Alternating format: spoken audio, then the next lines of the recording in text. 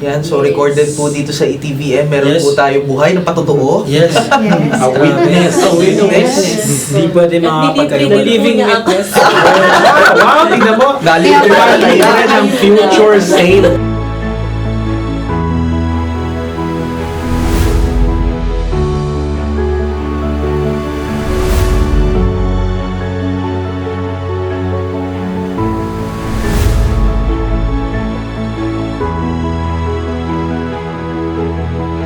You're watching ETVN Philippines.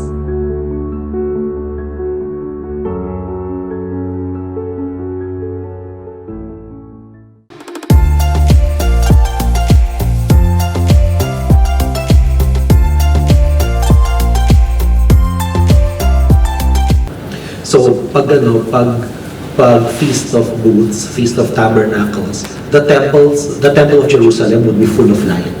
Kaya, nakakabit dito yung ginawa ni Kristo, siya ang naging ilaw dito. To say na, He is the fulfillment of what was being celebrated by the Israelis doon sa templo. Siya yung fulfillment dito.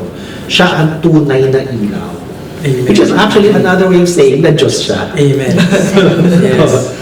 Minsan ito, I think nasabi ko na ito sa isang previous episode, na tayo mga Katoliko, the way we read the Bible is hindi lang literal na kung ano yung nakalagay lang sa letra, yung lang susundan natin.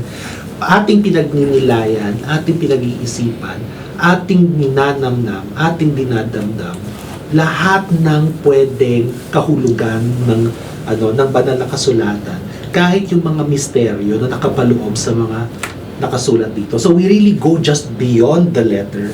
We really look at all of the connections, at all of the implications. Ganun tayo magbasa ng Biblia, mas malalim. Hindi siya basta-basta lang. Hindi yun, wala naman kasi nakalagay sa Biblia.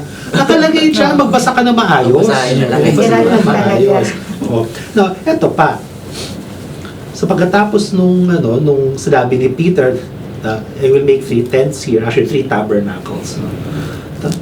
May isang boses from the cloud. This is my beloved son with whom I am well pleased, listen to him. When the disciples heard this, they fell on their faces and were terrified. That reminds us of the Old Testament, na whenever the presence of God would be encountered by the prophets, they would fall down in fear. In fear and in awe. But what happens in the next verse is much more interesting. It's very interesting. But Jesus came and touched them, saying, "Rise and have no fear." And when they lifted up their eyes, they saw no one but Jesus only. This is a reminder na with Jesus Christ, nag-iba actually ang ating relationship with God. The Father. Kung dati tayo ay malayo sa Kanya, si Kristo ilalapit niya tayo. Amen. Amen. Kaya nga, si Kristo tinuro sa atin na tawagin ng Diyos Ama na Ama. Diba? We were taught, Jesus taught us to call God our Father. To signify na iba na yung relationship. Hindi na yung relationship natin is not like that in the Old Testament, but it's not the New Testament, which is closer and more intimate with God. So nandun pa rin syempre yung holy fear, pero nandun na rin yung closeness na wala, na hindi mo makikita sa Old Testament. So parang dito pinakita ni Jesus, iba na yung relationship with His coming, iba na yung relationship with God, much more closer, much more intimate, much more filial, like that of children to their father. Ito pa, as they were coming down the mountain, Jesus commanded them, "Tell no one the vision until the Son of Man is raised from the dead." Dito pa lang, sa Transfiguration, what Christ is doing here, remember na nangyari to, medyo palapit na yung Passion. Yeah. The Passion is coming. Christ was strengthening the faith of these 3 apostles. He was first and foremost, sino niya sa kanila na Diyos siya. Under his appearance, Glow up. pinakita niya, actually, I'm God, and here is something of who I am. Second, sinabi niya that He will be raised from the dead. So sinabi niya, I will be resurrected. After dying, I will be resurrected. Kaya, I will stop na there kasi otherwise, the discussion will go on and on. Pero itong isang gusto kong iwan na reflection point para sa ating lahat. Si Peter, si James, si John, nakita nila na Jesus is God. Nakita nila ang pagka-Diyos ni Kristo. Sinabi sa kanila ni Kristo na siya'y mabubuhay ng muli. Diretsahan niya sinabi sa kanila na they will be resurrected. And na He will be resurrected.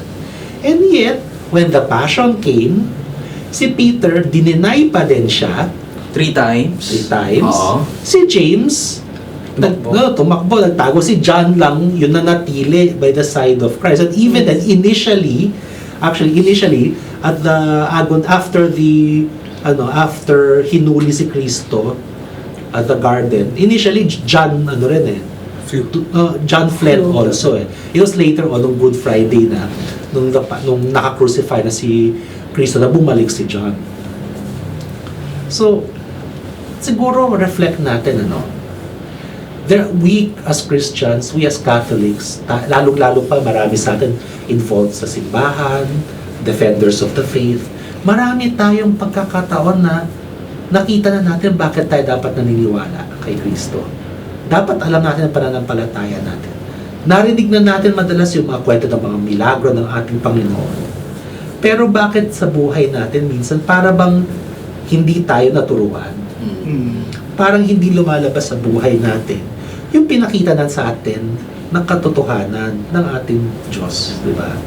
So why is it that even though God has shown us so many proofs of His strength, I'm sure in our lives, naramdaman na natin yung strength ng prayer, yung strength ng faith, yung care and providence of God, bakit nawawalan pa rin tayo ng pananampalataya sa Kanya?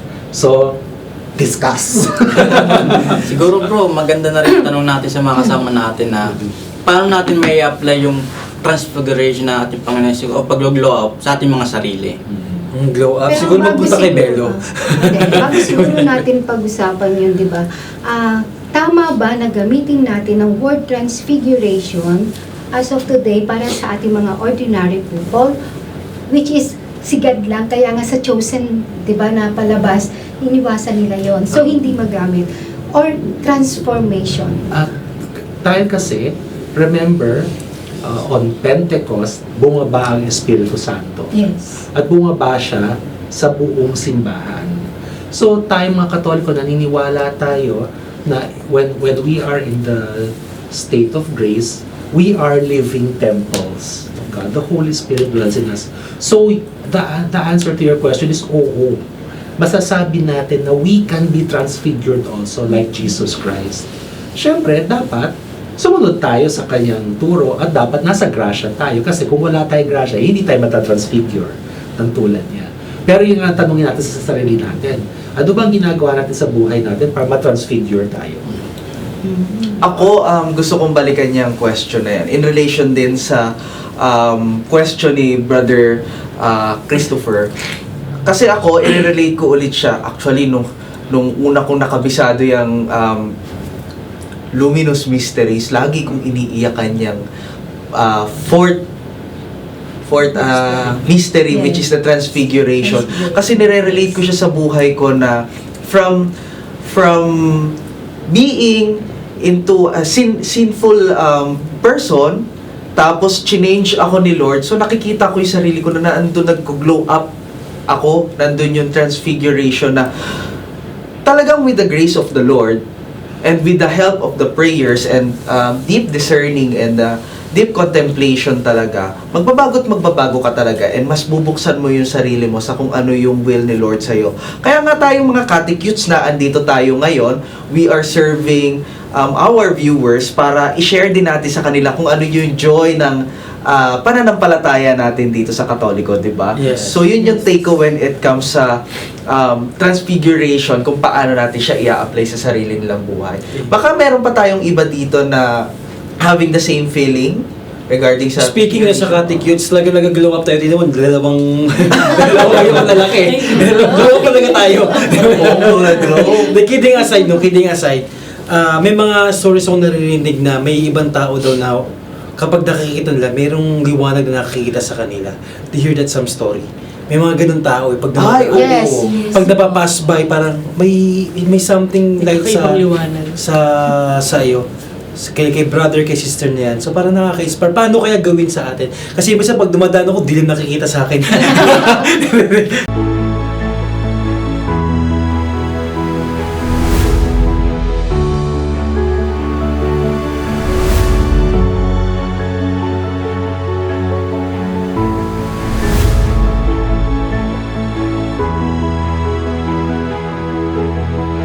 You're watching ETVN Philippines.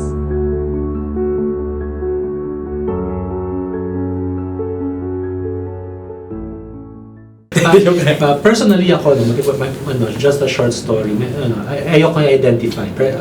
There's someone I know, hindi asawa ko, pero there's someone I know, Sumbong na kita. minsan, nagbigay din, this person gave a talk, nagbibigay siya ng talk sa mga charismatic communities, and in one of this person's talks, yung mga nakikinig at nanonood sa kanya, sabi they saw a light Yeah. around this speaker. And this speaker doesn't think na banal siya. Okay? Pero sabi, ramdam na ramdam niya yung tulong ng Espiritu Santo Amen. nung siya'y nagsasalita. So, ito yung nangyayari. Yes. Sa lives of saints, I can tell you just one story. Si Saint John Vianney, may testimony na minsan may nangumpisal sa kanya ng medyo matagal. At habang nagkukumpisal, nakita nitong nangungumpisal through the grill of the confessional na surrounded by light, bathed in light, si John Vianney. Wow. So may mga ganun kwento talaga. Pero like the two stories I've just told you, it happens with the saints, but it also has happened with ordinary faithful Catholics. Kasi ang ilaw na to, hindi naman natin personal na ilaw. It's ilaw ng Diyos na pwede niyang ipakita o ipakita or ipadama sa iba depending sa will niya. So, if ever one of us mangyari sa kanya to, habang nagsasalita, huwag tayo maging mayabang. Yeah. Yes. Oh. Nakaka-goosebumps po. Kasi po, just to share din po, I have known, nakaka-bless din po na malaman po na ito po si Caloring po. Actually, she's from our Okay. parish. Familiar with their Yes story. po. And, Caloring. Yes po. Servant of Caloring. Sister, kinakabahan ako. Caloring. Baka iba yun Baka calories. Caloring. Hindi calorie. Caloring. Yes po, si Caloring po. And naging catechist ko rin po si Caloring. Then, Oh, really? Yes po. Wow! You are isa maging savior. Malapit-lapit kami. Witness. Ikaw witness. At din po, may opportunity rin po na pag uwi niya po, since si Caloring po parang living saint talaga din siya. And yung makikita mo rin talaga yung calmness. Ano nga pala last name niya? Franco po. Caloring Franco. Yes po. Namatay noong 2011, Yes di ba? po. Ngayon ay candidate na for For saint. saint. Wow, yeah. Yes po. Kaya klaro pala for the benefit of our listeners. Siya ay catechist sa dating Archdiocese of Manila and then sa Diocese of Pasig. Pasig. Yes. And sa parish po ng St. Michael, Hagunita, yes. And then, yun po, makita po na sabi po ni Brother Kaloy na mararamdaman talaga natin yung calmness sa person na to, yung serenity, na nasa kanya talaga yung, iba talaga yung aura po, sabi nating aura ng ni Caloring. Then, may opportunity rin po na pagkausapin mo siya, maramdaman mo po yung, yun nga po, yung may peace talaga. Serene talaga. Yes, serenity. Maybe that's talaga yung fruit ng Espiritu Santo po na may peaceful sa taong ito na yun na po, na-share ko rin po na may mga taong ganun na may mga taong po na Kasi kapag nakikita ko ni Mrs. nandidilim paningin niya Ay, pero nagulat ako doon ha. Ilang taong ka noon nung naging catechist mo si Caloring? Yun po yung mga time na di-discern din ako actually. Grade 6 po ako. Oo. Yes po. Siya po yung nagtuturo sa school po namin sa nung ano po ba ito? Elementary school po. And then sa parish din po, nagtuturo din po siya pag may flower offering. At si Caloring din po, may dalawa po siyang bag po. Yung isa po bag po niya for herself. And yung isa po bag niya, puno po ng mga foods po like bread, Kasi every time may makita po siya mga bata o yung mga nangailangan, talagang andun po yung readiness niya. Magbigay ng... Yes, Papamigay parang niya. transfigured life po talaga yung ganitong buhay ni Coloring po. Yan, so recorded po dito sa ETVM. Meron Yes. po tayo buhay na patotoo. Yes. Yes. A witness. A witness. Hindi pwede At makapagkaroon. dinitrigger po Living niya ako. witness. Wow, tingnan mo. Galing Kaya ko pala na Kailangan ng future saint. Wow, ang galing. po ako ng pamasahe ni Coloring. Next time kung pupunta ka, bagdala na isang bag, dala ng pagkain. Libre mo na din. Nilibre niya po ako dun sa ano po, tapos sinabi pa po niya dun sa Sikad-Sikad po. Kasi alam niyo po yung sabi niya. Apo, Oo. sabi po, hatid mo si Iha dun sa mismong bahay niya, ha, gano'n. Ano po, caring pa po. Witness. Galing. Alam mo, Living napaka-precious witness. ng ganong ano. Yes, po. Napaka-precious ng ganyan. Napakaswerte ng mga viewers natin. Wow, talagang very thankful tayo kay Lord. Pero next time, yung bag yung punong pagkain na. Wow, galimutan. Oo. Sa mga nasa labas, hindi sa atin. Okay. Sige, nalabas mo ako. Tayo daw natin. Nalabas na lang po. So, ano pang share? More to share. Me? More sharing. Carl? Sa experience ko, nakakita na rin naman ako ng talagang nag-glow, Oh. brightness na ganyan. Pagka kasi mahal na araw, may before or after the mahal na araw, maakyat kami ng Mount Banahaw, the Holy Mountain na sinasabing ganun. And then, syempre, nandun yung hardships. And then, sa baba pa lang, bago umakyat, nandun na yung request. Mga prayer request, may mga nagpapadala din sa iyo na ganyan. And then, pagdating sa taas, talagang hirap, pagod, ganyan. Nakita ko, out of pawis na ganyan, and then dun sa tatlong cruise na nandoon sa taas, is makikita mo nag-glow. Pagka pinicturean mo talaga, iba yung aura na nakabalot sa kanya, na nag-glow talaga. Nasabi ka na, pagka tinignan namin ang gano'n, tingnan mo siya, ang liwanag niya, yung mga gano'n na, nagtotoo naman talaga, kung ang prayer mo and ang intention mo ay pure, yung aura mo ay maganda rin. So, nag-manifest. Nag-glow talaga, yes. Basta It's yung ano... true. Guided by the Holy Spirit, everything. Yes, oo. Yun yung totoo na ginagabayan ng Espiritu Santo na glow up, hindi yung naka-ring light. Yeah. Kasi mag-TikTok, mag-ano. Pero gusto kong balikan yung kaninang tanong ni Brother Kale. Naalala ko, pinag-uusapan natin to a couple of days ago, yung regarding sa mga challenges, kapatid. Oo, ano pala yung mga challenges at saka obstacles na sa ating pag-glow up. Ano kaya yung mga nasa lobby ng ating mga bisita dito? Kasi 'di ba syempre Oo. alam na natin na alam natin kung ano yung gagawin, pero still it's a struggle for Meron pa rin us. struggle kasi, Mm-mm. di ba? Paano kaya yung ganun? Magkakaroon din kaya tayo ng bag of food. Kasi tayo ako personally, ba, nag-serve ako sa church, tapos minsan nadadapa din ako, minsan lalabas din yung masamang ugali ko.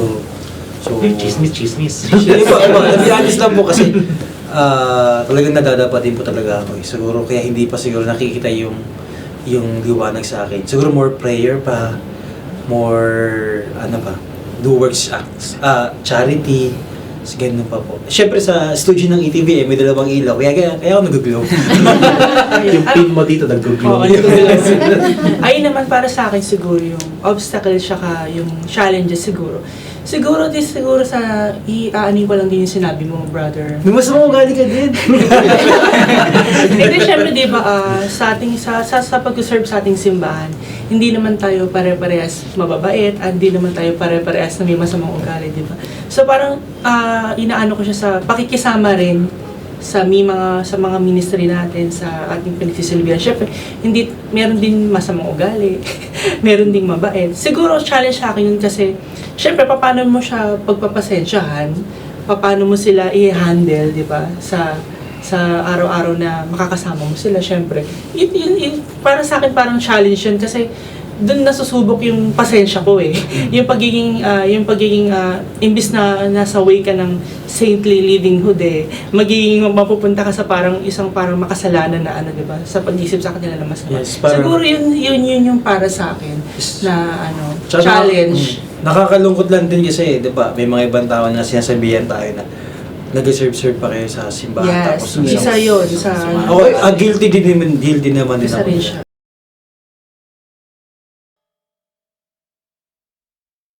Pero gusto ko sumundot dyan kasi I do know na nararamdaman din to ng ibang mga kakatecutes natin na naglilingkod sa simbahan. Alam mo yun, yung kalalabas mo lang sa simbahan o katapos mo lang mag-confess kasi nga gusto mo nga mag-glow up. And then crafty ang kalaban. Talagang ang temptation talaga. Parang lalong tumitindi na, magkasala ka. Talagang matitempt ka talaga pag minsan. Pero ang kagandahan noon, that's the wisdom of the Lord na ibinigay niya sa atin ang sacrament of confession. Yes.